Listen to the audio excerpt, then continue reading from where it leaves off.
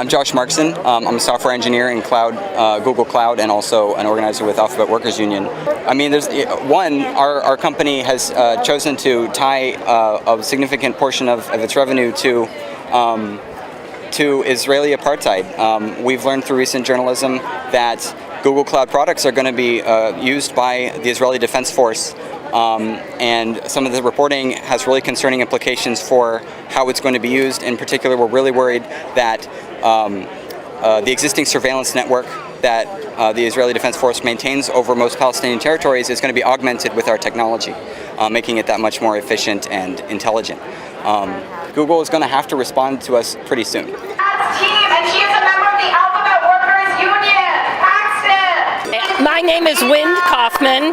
I teach technology at City College of San Francisco, and it breaks my heart that some of these students will blindly work for a company and not realize what it's doing. So I really applaud the workers here today that are taking a stand and getting in touch with their humanity and saying we are not going to support this brutal occupation of Israel and Palestine. That Israel's occupation of Palestine is demonstrably apartheid, and I think Google was built on stronger ideals than they're showing today.